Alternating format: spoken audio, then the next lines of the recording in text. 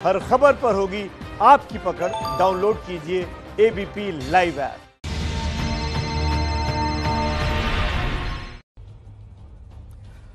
नमस्कार, मैं अनुराग मुस्कान घंटी बजाओ शो में आपका स्वागत करता हूं। देखिए, हमारे देश में राजनीति में चिट्ठियों का बहुत बड़ा महत्व रहता है। समर्थन की चिट्ठी आपने सुनी होगी, समर्थन वापसी की चिट्ठी सुनी होगी, सरकार बनाने का दावा पेश करने की चिट्ठी आपने सुनी होगी। आज आपको एक चिट्ठी दिखाते हैं। ये चिट्ठी 10 साल की एक बच्ची ने महाराष्ट्र के मुख्यमंत्री उद्धव ठाकरे को लिखी है। यह बच्ची एक किसान की बेटी है। इस चिट्ठी को पढ़ने के बाद हम इस बच्ची तक पहुंचे। सरकार नहीं पहुंची, हम पहुंचे, वजह जानी। आखिर क्यों छठी क्लास में पढ़ने वाली बच्ची ने मुख्यमंत्री के नाम चिट्ठी लिखकर कहा कि सीएम साहब, हमारी दिवाली नहीं, कपड़े नहीं, पटाखे नहीं, आप नुकसान के पैसे बैंक में दे दीजिए। इसीलिए ध्यान से अब यह रिपोर्ट देखिए। आपको महंगाई से बचाने वाले किसान के बच्चों को उदासी देने वालों की जोरदार घंटी बजानी है आज।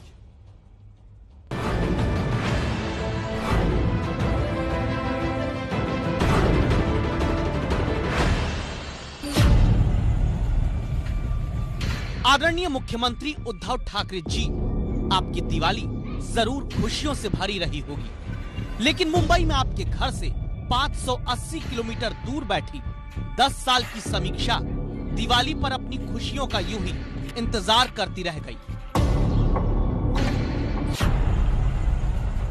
मुख्यमंत्री उद्धव ठाकरे जी, आपके त्योहार परिवार के साथ खुशियों भरे बीते होंगे, लेकिन आपके घर से 12 घंटे की दूरी पर रहने वाली समीक्षा के भाई की दिवाली भी उदास बीत गई।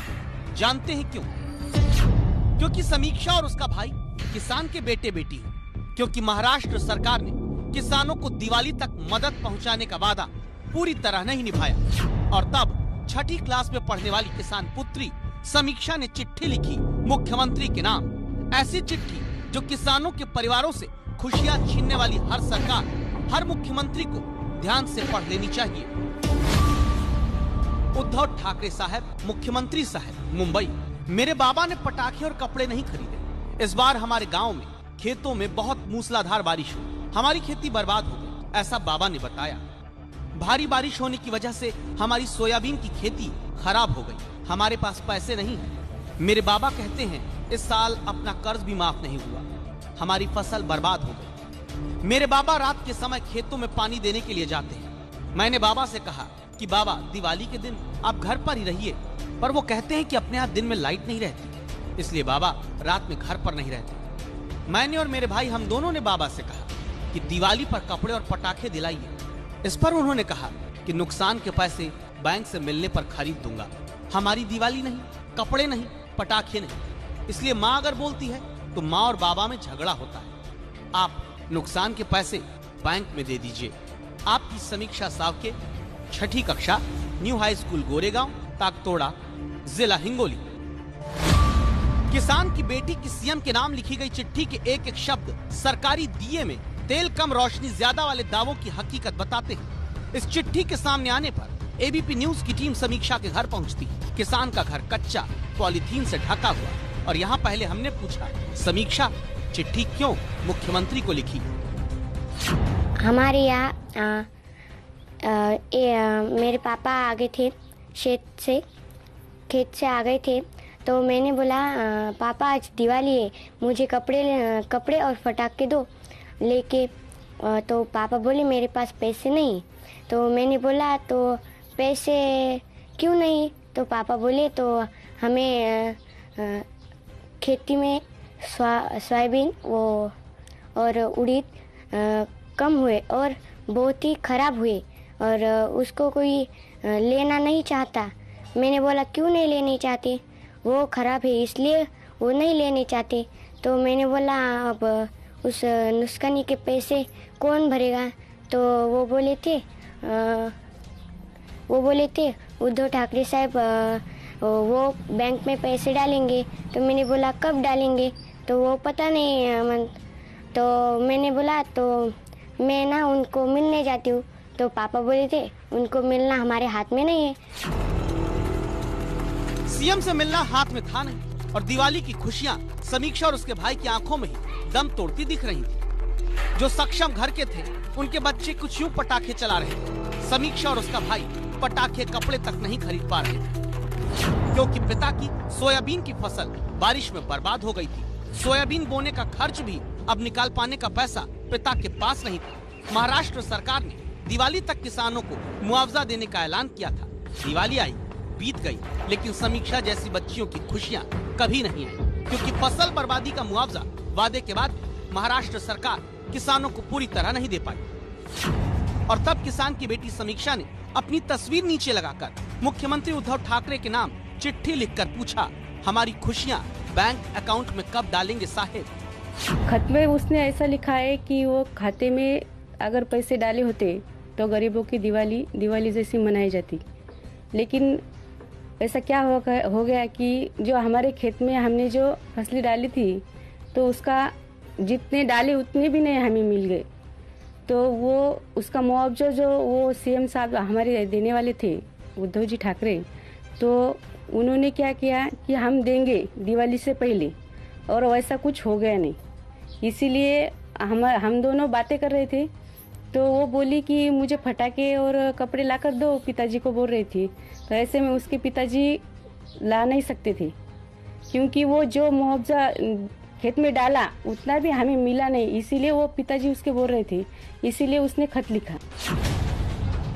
जिस उम्र में my father my best friend पर निबंध लिखना बच्चे सीखते ही हैं, उस उम्र में किसान की 10 साल की बेटी ने सीएम के नाम सिर्फ एक खत नहीं लिखा, बल्कि सिस्टम की किसानों की प्रति नीति और नियत का कच्चा चिट्ठा खोल कर रख दिया, जो बताता है कि वादा करने के बाद भी किसान का कर्ज माफ नहीं हो पाया। दिन में किसान बिजली नहीं पाता, रात में जागना पड़ता है। फसल बर्बादी का मुआवजा अब तक सरकार नहीं दे पाई। सरकारी कुनीतियों के कारण किसान के घर में अशांति फैलती है और किसान के बच्चों की खुशियां त्योहार पर भी छिन जाती है। किसान के बेटे बेटी देखते रह जाते हैं खुशियों के अनार को अपने से दूर फूटते हुए। जब सीएम के नाम समीक्षा की चिट्ठी मीडिया के जरिए फैली तो कुछ लोग पहुंचे मदद के नाम पर पटाखे, मिठाई और कपड़े लेकर। कुछ लोग आए थे, उन्होंने कपड़े और फटाके दे दिए और पैसे भी दे, कुछ मदद हुई थोड़ी सी। उद्धव ठाकरे साहब को ये विनती करती हूँ कि वो बैंक में पैसे जल्दी डाले। खत लिखने की नौबत इसीलिए आई क्योंकि पिछले महीने हुई तेज बारिश में महाराष्ट्र के 41 लाख हेक्टेयर इलाके में किसानों की फसल बर्बाद हुई। 80 लाख किसान कहते हैं प्रभावित हुए। सोयाबीन की फसल सबसे ज्यादा नुकसान हुई, दाने बारिश में ही सड़ गए। परिस्थिती झालेली आहे शेतकऱ्याला एक तर घरामध्ये बी झोप नाही, शेतामध्ये बी झोप नाही। शेतकरी आत्महत्या करणार नाही तर काय करीन? एक तर बँकेचं कर्ज, एक तर सावकाराचं कर्ज, एकरी 20,000 रुपये खर्चा केलेला आहे या सोयाबीनला। और तब दावा है बारिश के कारण किसानों को करीब 35,000 करोड़ रुपए का नुकसान हुआ। महाराष्ट्र सरकार ने किसानों के लिए 10,000 करोड़ के पैकेज का ऐलान किया। 23 अक्टूबर को दावा किया कि दिवाली से पहले सरकार नुकसान का मुआवजा किसानों के बैंक अकाउंट में पहुंचा देगी। लेकिन दावा है समीक्षा जैसे हजारों किसान परिवारों के बच्चों के घर तक मुआवजे की रकम नहीं पहुंची और न पहुंची खुशियों की किश्त। जो हमारी स्थिति है ऐसी हमारी स्थिति नहीं, हमारे यहाँ के बहुत सारे किसानों की स्थिति यही है। बात इतनी सी हो गई कि हमारे बच्चे ने खत लिखा, लेकिन ऐसी कोई समीक्षा है कि जो खत भी नहीं लिख सकती, उसकी बात मीडिया तक जा ही नहीं सकती, इसीलिए उसने ये खत लिखा। हमारे यहाँ बहुत सारे लोग आए थे, उन्होंने कुछ मदद भी की, किसी ने कपड़े, फटाके, मिठाई दे दी हमें। बात सिर्फ मुआवजे भर की नहीं है। महाराष्ट्र के किसानों ने बड़ी मेहनत से कपास की खेती भी की। कपास जो किसानों के लिए सफेद सोना होता है, लेकिन किसान को 1 किलो कपास बेचने के बदले जहां सरकारी दर पर 58 रुपए मिलते हैं, वहीं व्यापारी किसान से सिर्फ 40 रुपए में खरीद लेना चाहते हैं। ऐसे में प्रति क्विंटल किसान को 1500 से 2000 रुपए का नुकसान कपास पर होता है। कपास से शर्ट, टी शर्ट बनाने वाली कंपनियां हजारों रुपए कमाती हैं। जरा इसकी भी तुलना देख लीजिए। 500 से 5000 रुपए की एक कॉटन शर्ट आप दुकान, मॉल्स में खरीदते हैं, लेकिन एक कॉटन शर्ट को बनाने में 280 ग्राम कपास लगता है, जिसके लिए किसान सिर्फ 16 रुपए पाता है। 500 से 4000 रुपए तक की एक टी शर्ट बनाने में 230 ग्राम कपास लगता है, जिसके बदले किसान सिर्फ 13.5 रुपए पाता है। उसी कपास को बेचने की जब बारी आई तो केंद्र और महाराष्ट्र सरकार के बीच राजनीति की खींचतान में दावा है अब तक किसान को पूरी कीमत देने वाली कपास की सरकारी खरीद ही शुरू नहीं की गई। कैसा ये कपास 4 गौर है तो इसमें से कपास हमको हुआ नहीं है। कपास 3 क्विंटल कपास हुआ, सरकार के खरीदी रहता था तो हम सरकार में खरीदी के बेचता था हम। लेकिन ये व्यापारी लोग बोल रहे कि हमको 4,000 रुपये क्विंटल से देते क्या, हम बोल रहे 4,000 रुपये क्विंटल से कैसे देंगे। हम ये मुसीबत में पड़ गए, अभी बेचना कैसा। ऐसी परिस्थितियों में देश भर को महंगाई के आंसुओं से बचाने वाले किसान के बच्चे त्योहार भी खुशियों से नहीं मना पाते और सीएम के नाम खत लिखकर मदद की उम्मीद जताते हैं।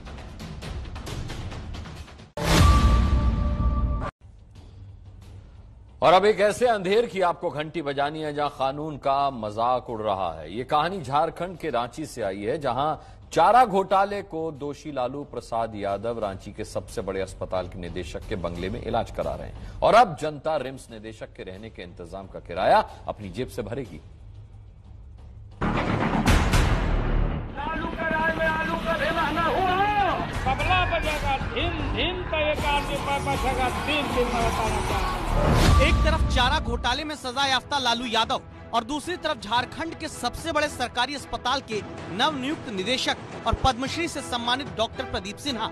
इन दो तस्वीरों के बीच की कहानी खोखले, कमजोर और कुतर्क संगत सिस्टम का सच सामने लाएंगे। सिस्टम को बेनकाब करती है कहानी, आपको बताएं उससे पहले एक सवाल। कैदी कितना भी हाई प्रोफाइल क्यों ना हो, क्या उसे वीआईपी ट्रीटमेंट देंगे?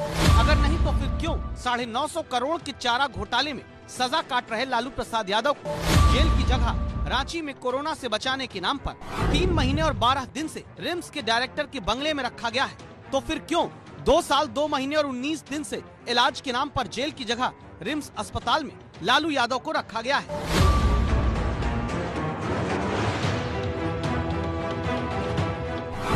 तो फिर क्यों रिम्स के नए निदेशक की नियुक्ति के बाद भी लालू निदेशक के कैली बंगले में रहते हैं और रिम्स के डायरेक्टर को खुद किराए पर लिए गए गेस्ट हाउस में रहना पड़ता है, जिसके किराए पर रोज 400 रुपए खर्च हो रहे हैं। यानी भ्रष्टाचार की दोषी लालू यादव रिम्स के डायरेक्टर के बंगले में रहेंगे और डायरेक्टर के रहने का अतिरिक्त खर्च जनता की जेब से जाएगा। ऐसा क्यों हो रहा है? क्योंकि सिस्टम के लिए पद्मश्री पुरस्कार से सम्मानित निदेशक नहीं बल्कि हाई प्रोफाइल कैदी उर्फ लालू यादव अहम है। एक ऐसे उच्च स्तरीय कैदी जो चारा घोटाले में 1993 से दिसंबर 2017 तक यानी करीब 24 साल 11 महीने कानून के साथ आंख मिचौली खेलते रहे, कानूनी दांवपेच के दम पर कानून की पकड़ से बचते रहे और हमारा शासन प्रशासन ऐसे कैदी की अंधभक्ति में लीन होकर सही और गलत का फर्क भूल जाता है। देखिए, राज्य के लिए दुर्भाग्य का विषय है कि राज्य के सर्वश्रेष्ठ चिकित्सा संस्थान का निदेशक अगर योगदान देने के बाद गेस्ट हाउस में रहने के लिए विवश हो, गंभीर चिंता का विषय है। लेकिन राज्य सरकार कहीं न कहीं घुटना टेक मुद्रा में उनके सामने जिस तरह से नतमस्तक है, सरकार के रसूख पर प्रश्न खड़ा होता है। इसी नतमस्तक सिस्टम की वजह से इतिहास में पहली बार रिम्स के किसी निदेशक को सरकारी आवास में न रहकर गेस्ट हाउस में रहना पड़ रहा है। हमें अभी नहीं पता है कि किस परिस्थितियों में वहाँ पर हैं। वो परिस्थितियाँ अगर खत्म हो गई होंगी खाली हो जाएगा। एबीपी न्यूज की राय है, कैदी कोई भी हो उसके साथ एक आम अपराधी जैसा ही सलूक हो। हाई प्रोफाइल कैदियों को सिर आंखों पर बैठाने वाले सिस्टम को बदला जाए। आप सहमत हैं तो 8422840000 पर घंटी बजाइए। और अब बात करते हैं दुनिया के सबसे बड़े अपराध विरोधी अभियान के 155वें दिन की, जिसमें पिछले 155 दिन के भीतर दावा है 200 से ज्यादा माफियाओं की 700 करोड़ से ज्यादा की प्रॉपर्टी तोड़ी गई या सीज करके प्रशासन ने बड़े बड़े गैंगस्टर को आर्थिक और सामाजिक चोट पहुंचाई है। आज क्या हुआ अब आप देखिए और घंटी बजाइए। उत्तर प्रदेश में मुख्तार अंसारी, अतीक अहमद जैसे माफियाओं, गैंगस्टर और जेल से अपना साम्राज्य चलाने वाले अपराधियों के खिलाफ दुनिया के सबसे बड़े अपराध विरोधी अभियान के आज 155 दिन पूरे हो गए, जिसमें अब कानून का हाथ कितना लंबा होता है ये समझने के लिए इन तस्वीरों को देखिए। यूपी के प्रयागराज में जेसीबी के लंबे हाथ अतीक अहमद और अतीक के गैंगस्टर रिश्तेदार की आर्थिक रीढ़ की हड्डी तोड़ रहा है। ये छत अतीक अहमद के अपराध की तोड़ी जा रही है। अगस्त से अब तक करीब 300 करोड़ की प्रॉपर्टी गिराए जाने के बाद लगातार प्रशासन अतीक अहमद के वर्चस्व को ढहाने में जुटा है, जिसमें किसकी बारी आ जाए। मौके पर मौजूद संवाददाता मोहम्मद मोइन से सुनिए। माफियाओं, अपराधियों और बाहुबलियों के खिलाफ चलाए जा रहे यूपी की योगी सरकार के ऑपरेशन नेस्त नाबूद का सबसे ज्यादा असर संगम नगरी प्रयागराज में देखने को मिल रहा है। इसी कड़ी में आज प्रयागराज में माफिया घोषित किए गए पूर्व बाहुबली सांसद अतीक अहमद के परिवार की एक और बिल्डिंग को सरकारी बुलडोजर लगाकर उसे जमींदोज किया जा रहा है। ये बिल्डिंग शहर के चकिया इलाके में स्थित है, 3 मंजिला इमारत है और अतीक अहमद के मकान से महज 30 से 35 मीटर की दूरी पर है। दोनों मकानों में, दोनों बिल्डिंग्स में महज 3 मकान का फर्क है। अतीक अहमद के साढ़ू इमरान अहमद के नाम है। इमरान अहमद अतीक अहमद के साढ़ू हैं। अतीक अहमद के जिस अपराधी रिश्तेदार की अवैध नक्शे के आधार पर बनी इमारत तोड़ी जा रही है, उसके खिलाफ 1.5 दर्जन मुकदमे दर्ज हैं। 25,000 रुपए का इनाम घोषित है। सीबीआई तक को अतीक के उस रिश्तेदार की तलाश है। स्टेट गवर्नमेंट का पॉलिसी डिसीजन है एंटायर यूपी के लिए। जितने भी क्रिमिनल्स, हिस्ट्री शीटर्स, माफियाज हैं, उनके विरुद्ध सारी एजेंसीज कार्रवाई कर रही हैं अपने विभिन्न अधिनियमों में। उसी क्रम में कार्रवाई आज की जा रही है। आज प्रयागराज में ये कुख्यात अपराधी हिस्ट्री शीटर वर्तमान में इमरान जई का अवैध निर्माण है। ये अतीक गैंग के सक्रिय सदस्य हैं और इनके द्वारा प्लॉट एरिया लगभग 2,500 वर्ग गज में बिना मांझे स्वीकृत कराए अवैध निर्माण कराए गए थे, जिसका विधिक ध्वस्तीकरण आदेश प्रयागराज विकास प्राधिकरण ने पारित किया था। इसके क्रम में इसको एंटायरली डिमोलिश करा रहे हैं, पूरा ध्वस्त करा रहे हैं। अब आपको बताते हैं कि हम लगातार घंटी बजाओ शो में उत्तर प्रदेश में अपराधियों के खिलाफ चल रही इस मुहिम को क्यों दुनिया का सबसे बड़ा अपराध विरोधी अभियान बताते हैं। क्योंकि आंकड़े कहते हैं अब तक यूपी में 210 माफिया और गैंगस्टर को 780 करोड़ रुपए की आर्थिक चोट प्रशासन दे चुका है। प्रयागराज में सबसे ज्यादा 23 माफिया और गैंगस्टर्स की 300 करोड़ की प्रॉपर्टी तोड़ी गई या जब्त की गई। वाराणसी और पूर्वांचल के कई जिलों में मुख्तार अंसारी समेत 104 अपराधियों की 150 करोड़ की प्रॉपर्टी जब्त हुई या तोड़ी गई। लखनऊ में मुख्तार अंसारी के भाई समेत 3 अपराधियों को 186 करोड़ की चोट पहुंचाई गई। कानपुर रेंज में 29 अपराधियों की 70 करोड़ की संपत्ति दावा है सीज की गई। दिल्ली में कोरोना के मामले बढ़ने के बीच राजधानी से सटे यूपी के नोएडा में एक्शन प्लान प्रशासन ने तैयार किया है। बड़ी खबर यह है कि गौतम बुद्ध नगर के डीएम ने बताया है कि नोएडा से सटे सभी बॉर्डर पर रैंडम टेस्टिंग कोरोना की कराई जाएगी। दिल्ली से जो नोएडा आएगा उसकी रैंडम टेस्टिंग होगी, क्योंकि लगातार दिल्ली में मामले बढ़ते जा रहे हैं।